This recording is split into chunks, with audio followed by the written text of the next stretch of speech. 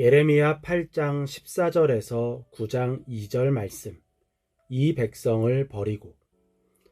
오늘 본문은 변하지 않는 남유다 백성을 보며 답답한 심정을 토로하는 예레미야에 관한 내용입니다. 하나님의 경고 앞에서 남유다 백성은 할 수 있는 일이 없었습니다.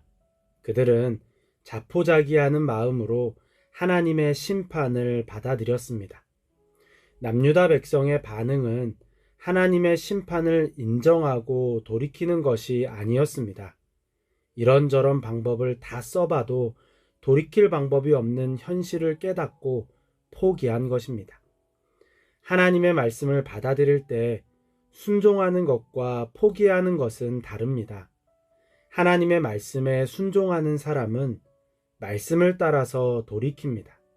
그리고 회복에 대한 소망을 붙잡습니다. 그렇기에 기대감이 무너질 때 인내함으로 포기하지 않고 소망의 날을 기다립니다.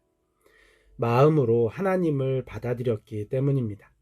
하지만 포기하는 사람은 자신의 삶을 놔버립니다. 어느 순간까지는 희망을 말하고 회복을 기다립니다. 하지만 기대감이 무너질 때 인내하지 못하고 포기합니다. 무기력해지고 게을러지다가 자책하고 괴로워합니다. 그러다가 결국 죽음을 원합니다. 말씀을 받아들일 때 자신의 태도가 무엇인지 잘 살펴야 합니다. 하나님의 말씀 앞에서 남유다 백성의 태도는 포기였습니다. 견고한 성읍들을 찾아 들어가서 죽어도 거기에서 죽자. 그들은 회복을 원하고 평화를 원하는 것처럼 보였습니다. 하지만 상황이 더 안 좋아지고 기대감이 무너지자 자신들의 삶을 놔버렸습니다. 스스로 죽음을 원하는 것입니다. 하나님께서 그들의 태도를 보시고 말씀하십니다.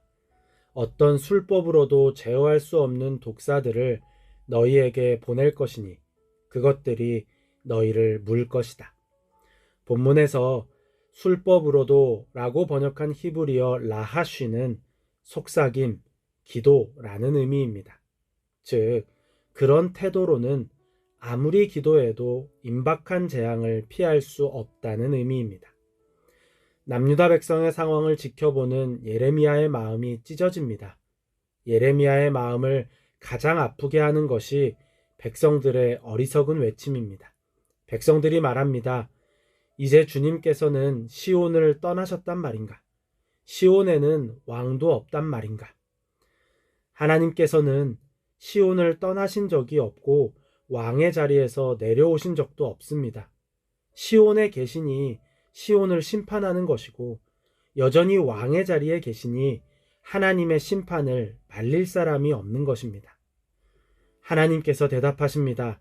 어쩌자고 조각한 신상과 헛된 우상을 남의 나라에서 들여다가 나를 노하게 하였느냐. 하나님의 안타까움이 느껴집니다. 하나님의 마음을 모르는지 백성들이 대답합니다. 여름철이 다 지났는데도 곡식을 거둘 때가 지났는데도 우리는 아직 구출되지 못하였습니다. 자기들이 스스로 구덩이에 뛰어들어 놓고는 하나님을 탓하고 있습니다. 마치 자동차 바퀴가 헛도는 것처럼 하나님과 남유다 백성의 대화가 헛도는 것 같습니다. 남유다 백성이 안타깝기는 예레미야 역시 마찬가지입니다. 예레미야는 도무지 남유다 백성의 어리석음을 치료할 방법이 없는 것인지 답답해했습니다. 그리고 말합니다. 어찌하여 나의 백성, 나의 딸의 병이 낫지 않는 것일까?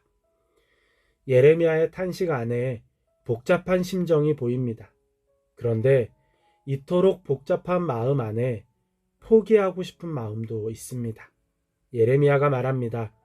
누군가가 저 사막에다가 내가 쉴 나그네의 휴식처를 마련하여 내가 이 백성을 버리고 백성에게서 멀리 떠나 그리로 가서 머물 수 있게 하여 주면 좋으련만. 우리에게도 이러한 순간이 있습니다. 찢어질 듯이 안타까운 마음 한구석에 포기하고 싶은 마음이 생길 때가 있습니다. 변하지 않는 현실을 보며 더 악독해지는 사람들을 보며 그만 포기하고 싶은 것입니다. 기도를 포기하고 싶고, 선한 도움을 포기하고 싶고, 희망을 포기하고 싶습니다. 하나님께서 어떻게 하시든 이제 나는 상관없이 멀리 떨어져서 살고 싶을 때가 있습니다. 물론 중간에 포기할 수 있습니다. 때로는 고집을 버리고 포기해야 하는 일도 있습니다. 그런데 절대 포기해서는 안 되는 일이 있습니다. 아직 하나님께서 포기하지 않으신 일입니다. 하나님께서 포기하지 않으시면 우리도 포기할 수 없습니다. 그렇다면 이것을 어떻게 구분할 수 있습니까? 하나님의 임재를 통해 알 수 있습니다. 하나님께서 포기하시면 하나님의 영이 떠납니다. 그리고 그곳에는 아무런 말씀도 임하지 않습니다. 반면에 하나님께서 여전히 일하시는 곳은 하나님의 영이 다스립니다. 그리고 그곳에는 말씀이 임합니다. 때로는 그 말씀이 책망일 수도 있고 위로일 수도 있습니다. 세미한 음성일 수도 있고 천둥과 같을 수도 있습니다. 그 모양과 방법은 알 수 없지만 분명한 것은 하나님의 영이 말씀으로 임하는 것입니다.